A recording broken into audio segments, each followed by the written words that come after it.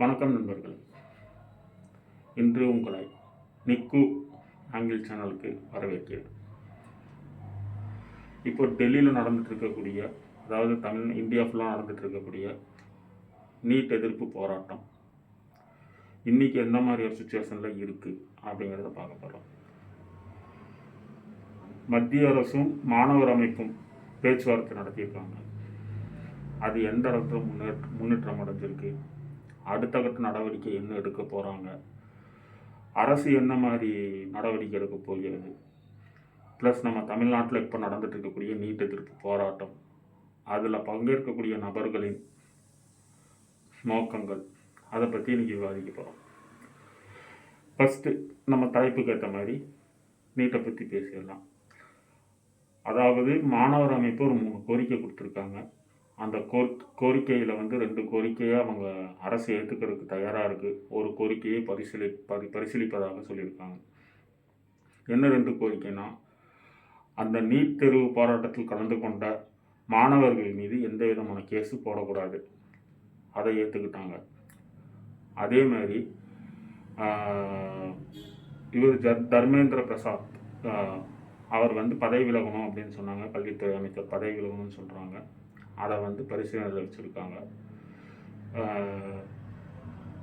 இது இப்போது என்ன மாதிரி ஒரு சுச்சுவேஷனுக்கு போயிட்டுருக்குன்னா, பேச்சுவார்த்தை தொடர்ந்து நடந்துகிட்ருக்கு. மாணவர்களும் அரசும் பேச்சுவார்த்தையை துவங்கி நடத்திட்டு இருக்காங்க. அதே மாதிரி இன்றைக்கி கிடைச்ச ஒரு பாசிட்டிவான விஷயம் என்னென்னா, இந்த நாட்டுக்கு எதிராகவும் மக்களுக்கு எதிராகவும் பேசக்கூடிய நபர்கள், அதாவது நம்ம நாட்டுக்கு எதிராக பேசக்கூடிய நபர்கள், குறிப்பிட்ட ஒரு மதத்தை மட்டும் வசைப்பாடக்கூடிய நபர்கள் இப்போ அங்கேருந்து கலைஞ்சதாக ஒரு தகவல் வந்திருக்கு. இதுவும் ஒரு பாசிட்டிவான விஷயம். ஏன்னா இந்த மாதிரி கண்டினியூஸாக நடக்க அது ஒரு தர மீண்டும் வெறுப்பேற்றிட்டே தான் இருக்கும். அந்த வெறுப்பேற்ற இந்த பிரச்சனை நீடிச்சிட்டே தான் இருக்கும். இப்போ அதுக்கான முற்றுப்புள்ளியாக அவங்க வச்சுருக்காங்க. அதே மாதிரி மாணவர்களும் அரசும் இணைந்து இப்போ பேச்சுவார்த்தை நடத்துவதுங்கிறது பார்த்திங்கன்னா மிகப்பெரிய ஒரு பாசிட்டிவாக போய் முடியும். அதுக்கான நல்ல ஒரு வழியும் தெரியறக்க ஆரம்பிச்சிருக்கு. ஆனால் இப்போ தர்மேந்திர பிரதான் மட்டும் பதவி விலகிட்டா, அடுத்து வரக்கூடிய நபர் அந்த இடத்துக்கு வந்தாங்கன்னா மீண்டும் இந்த விஷயம் நடக்காது அப்படிங்கிறதுக்கு எந்த விதமான முகாந்திரமும் இல்லை. கண்டிப்பாக நடக்கும். ஏன்னா இது மேல் மட்டத்தில் நடக்கிறது இல்லை, கீழிருந்து நடக்கிறது தான். ஆனால் பொறுப்பேற்றுக்க வேண்டிய பொறுப்பு அந்த அமைச்சருக்கு, அமைச்சருக்கு கண்டிப்பாக இருக்குது. அதனால் கண்டிப்பாக ஒரு பொறுப்பு எடுத்து தான் ஆகணும்.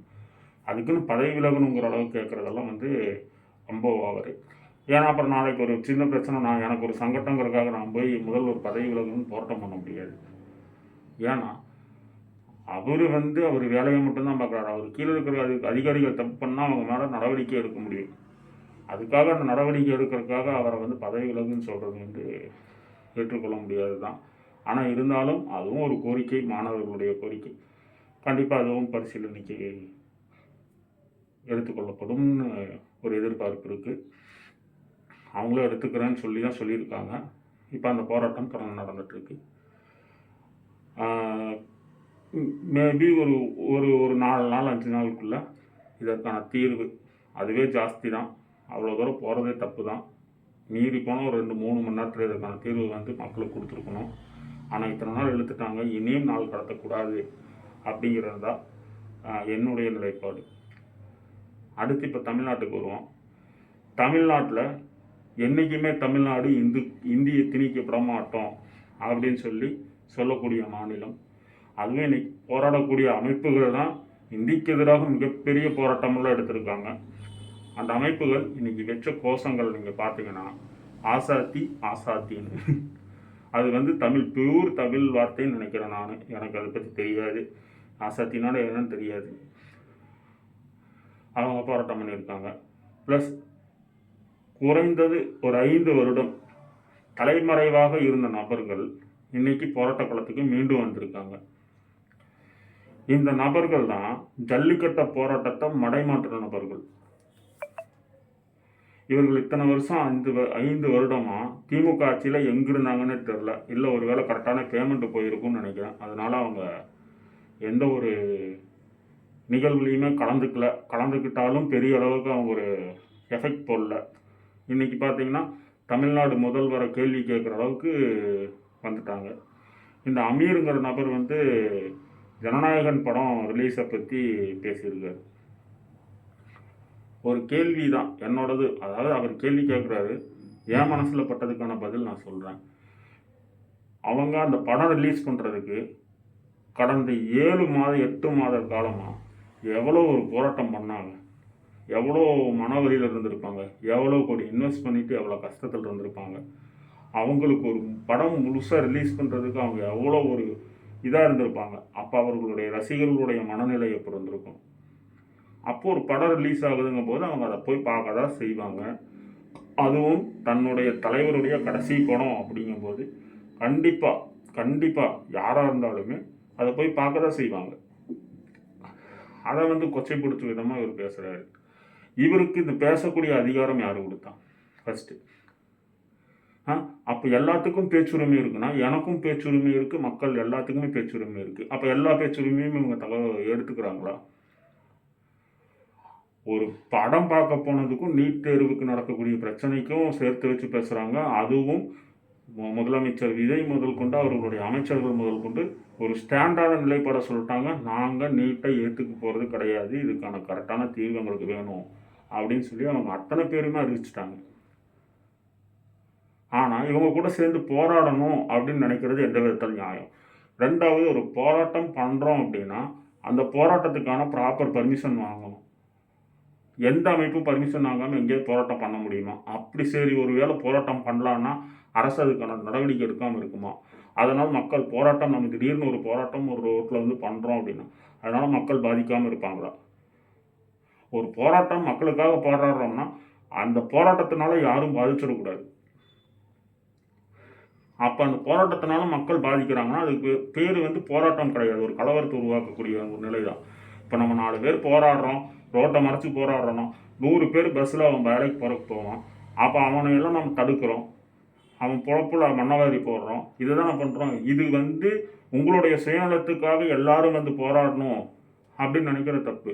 உங்கள் கையில் பணம் இருக்குது, அவங்ககிட்டயே சம்பாரித்து வச்சுருக்கிறீங்க, எப்படியோ சம்பாரித்து வச்சுருக்கிறீங்க, கள்ளக்கடத்தலாம் பண்ணி உங்கள் நண்பர் கூடி உள்ள ஒரு குறிப்பிட்ட நாளுக்கு முன்னாடி உள்ளே போனார்.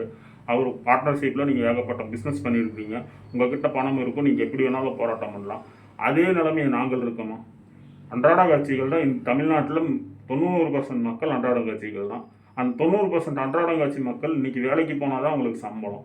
அப்படி இருக்கிற மக்கள் உங்கள் கூட போராடணும்னு நினச்சா அவங்க வீட்டில் இருக்கக்கூடிய 4 பேர் 3 பேரோட உணவுக்கு என்ன பண்ணுவாங்க? அவங்க வாழ்வாதாரம் என்ன ஆகும்? அவங்களுடைய வாழ்க்கையை கெடுக்கணுங்கிற நினைப்பு தான் உங்களோடது. அப்போது உங்களுடைய போராட்டம் அமைதியான முறையில் ஒரு பகுதியில் போய் நீங்கள் நடத்திட்டு நீங்கள் பாட்டுக்கு உங்கள் அமைதியாக நடத்திட்டு போங்க.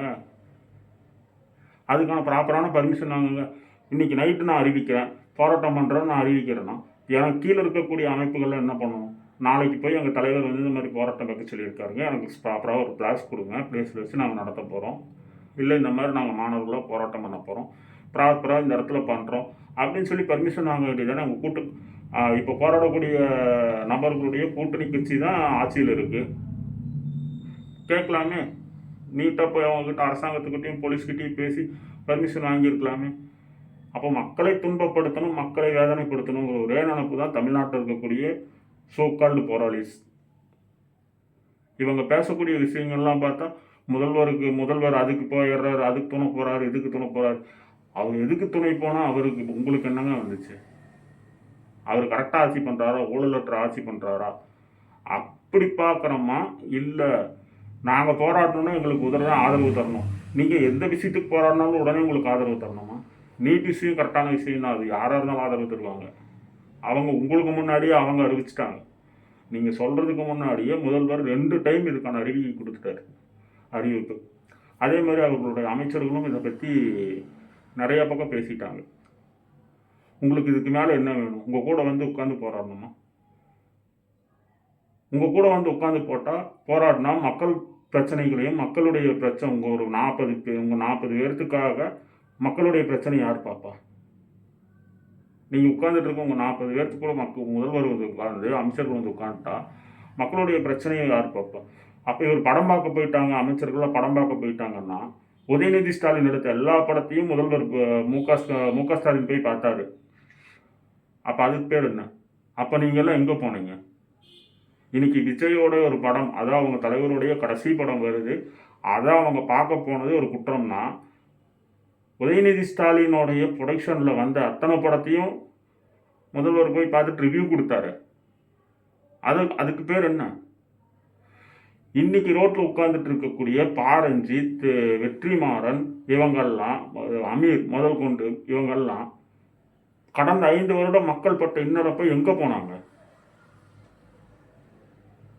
வெளிநாட்டில் ஏதாவது போய் தஞ்சம் புகுந்துட்டாங்களா?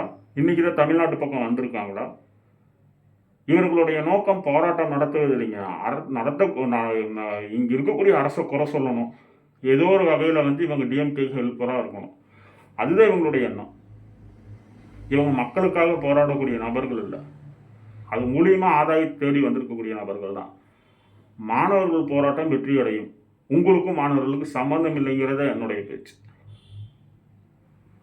உங்கள் குழந்தைகள்லாம் ஃபாரினில் படிக்குது, ஆனால் இங்கே இருக்கக்கூடிய குழந்தைகள் தான் இங்கே நாங்கள் இப்போ எங்கள் மாதிரி நடுத்தர மக்கள் குழந்தைகள் தான் இங்கே படிக்குது. நாங்கள் தான் வேதனை பண்ணணும், நீங்கள் வேதனை பண்ணணும்னு தேவையில்லை. கோடிக்கணக்கில் சம்பாதிச்சு ஃபாரினில் போய் செட்டில் ஆகிக்கிறாங்க.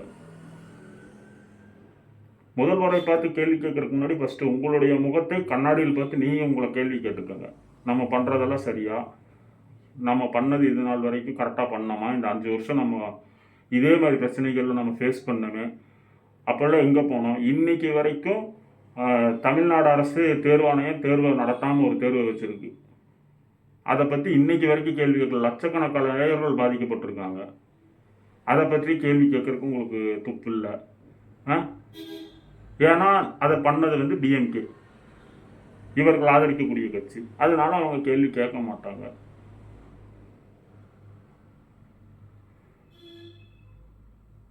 சரி, முடிந்தது முடிந்து விட்டது. இனி வந்து மாணவர்கள் போராட்டத்தை வந்து மத்திய அரசு கண்டிப்பாக காது கொடுத்து கேட்கணும். அவங்களுடைய கோரிக்கைகள் முழுமையாக நிறைவேற்ற முடியணும். அதே மாதிரி மாணவர்களும் சில கோரிக்கைகளை தளர்த்தி தான் ஆகணும், வேறு வழி இல்லை. ஏன்னா நான் எந்திரிச்சு போனால் என் இடத்துக்கு நீ உட்காந்து உட்காருவோம், அதே பிரச்சனை திரும்பி நடக்கும். அந்த பிரச்சனையை எப்படி களையணும், எப்படி அதுக்கான தீர்வு கொண்டு வரணுங்கிற ஒரு நல்ல ஒரு முக்கியமான விஷயங்கள் மட்டும் சிந்திப்போம். கண்டிப்பாக கூடிய சீக்கிரம் ஒரு 2-3 நாளுக்குள்ளே இதுக்கான தீர்வு கிடைத்தா மாணவர்கள் தங்களுடைய பணிகளை மீண்டும் திரும்பி செய்யறதுக்கான வாய்ப்புகள் நிறையா இருக்குது. கூடிய விரைவில் அரசாங்கம் இதற்கான ஒரு நல்ல முடிவு எடுக்கும் அப்படிங்கிறத சொல்லிட்டு உங்களிடம் நன்றி கூறி விடைபெறுகிறேன். நன்றி.